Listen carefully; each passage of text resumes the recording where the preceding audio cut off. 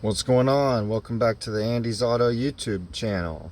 Today we're going to be replacing the starter motor on a 1998 Toyota Avalon. Stay tuned.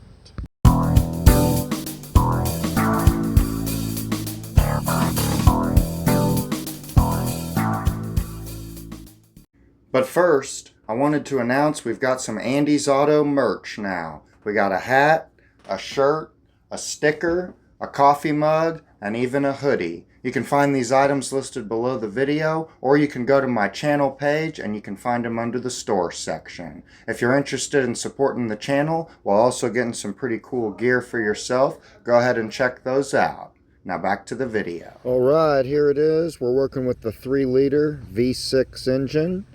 First thing we want to do is disconnect the negative battery cable, then the positive battery cable. Then we're going to go ahead and remove this bracket, and we're going to get the battery out completely. The starter motor is right here. It's the part that says Toyota on it. So we're going to be gaining access to that by removing the battery, as well as this cruise control unit here, and that should give us better access. Let's get started. Alright, so using the 10mm, we went ahead and took the negative off already. We're going to go ahead and get this positive loosened up here. Give it a little twist and pull, and then that comes off. Then we'll take the DeWalt here, loosen those up. That one's probably fine, honestly. You can probably loosen this one up by hand if needed once this one's loosened up.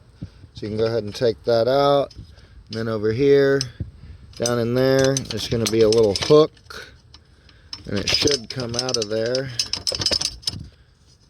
May have to loosen the nut just a little bit, give it a little bit of slack. Now we're almost there. There's a little slot right behind there that this hook goes into, right down in there in the middle. So we gotta take that off, and we should be able to remove this whole bracket here. We'll set that to the side. I'm going to go ahead and put this bolt back right here so we don't lose it for now.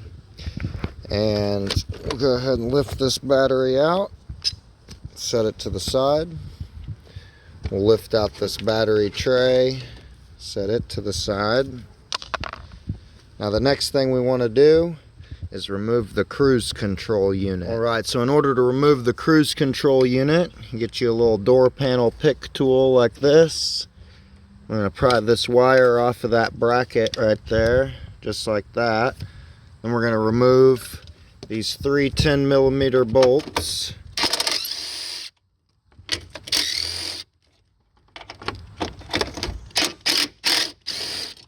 And then once those are out, go ahead and pick them up so they don't fall.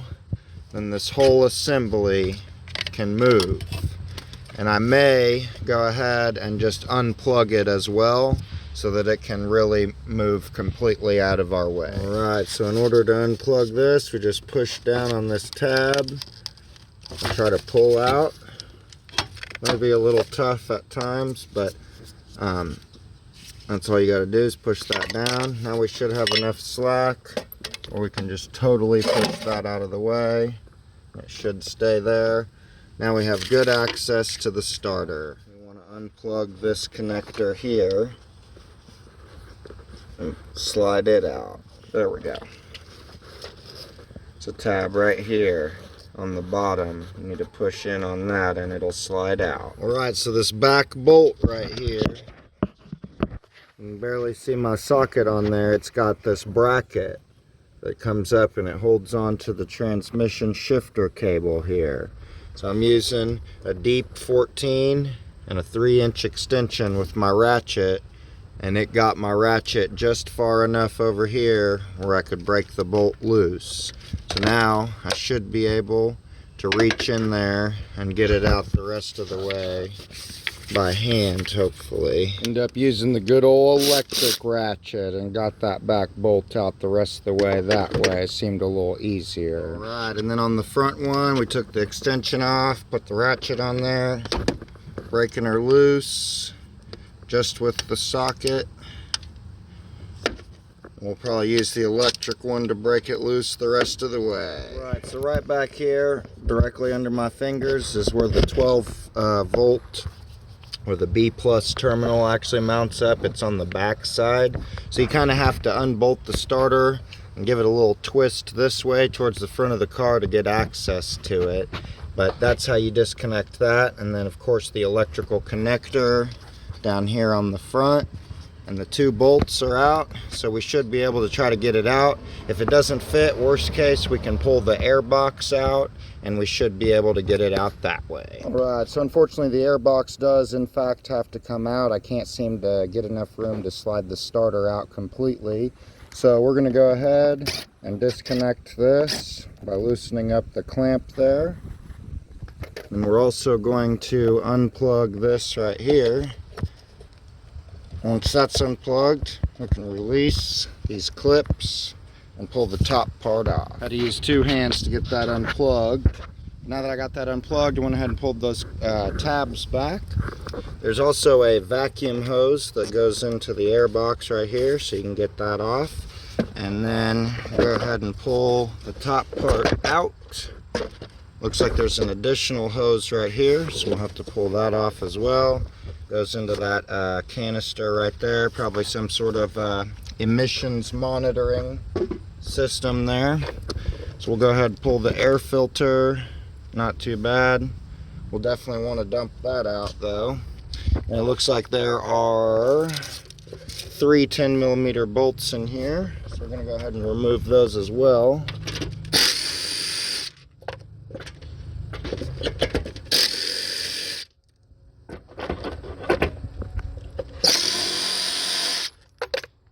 Okay, and we should be able to pull this whole thing out of here. Oop. Okay, now we should be able to pull the starter out for sure now. Well, we may actually have to loosen this here somehow and get it to slide up. May need 2 hands for that, but I'm going to try to do that now. Alright, so I used my door panel tool on this right here like a pry bar and pried towards the front of the vehicle while kind of lifting up like this, and it was able to pop off of there. And now we should certainly have enough space to pull the starter motor out of the block here. We're kind of getting stuck by this little bracket down there as well, it looks like. Okay, so we may need to take this 12mm out as well. Alright, so I went ahead and removed that 12mm bolt on this bracket so it'll slide back a little. We're real close now. There we go. It's finally out. I'm going to try to like tilt it upwards. There we go. And it's out of there. Halfway point. It looks like there's some very, very minor wear on the flex plate there, but nothing major. So we should be able to go ahead and put this new starter in. Do you need some new headlights for your vehicle? How about some turn signals? Some that are actually very bright. Click the link in the description below and check out Auxito LEDs. And if you use code AndysAuto, you'll get 15% off your order. Now back to the video. Alright, so I got the new starter, went ahead and roughly put it in position. We put our B plus terminal wire on there loosely, and I just got to tighten it the rest of the way. Alright, and now that we've got that tightened up on the back for the B plus terminal, we can go ahead and plug our electrical connector back in here for the signal wire. Make sure you hear that click, or at least feel it. It's in there, not going anywhere. Right, now I went ahead and positioned the starter where I can get both of the bolts back in, and threaded them down by hand a little bit. We'll go ahead and tighten those up. Don't forget to tighten this bracket back up. Now we want to go ahead and reposition our wiring harness back onto this bracket. Make sure it's nice and solid where it was before, and then we can reposition the air box here. Make sure we're not stuck in the duct. And we'll get it lined up back here. Okay. Now that seems about where we're supposed to be, and we can put our bolts in.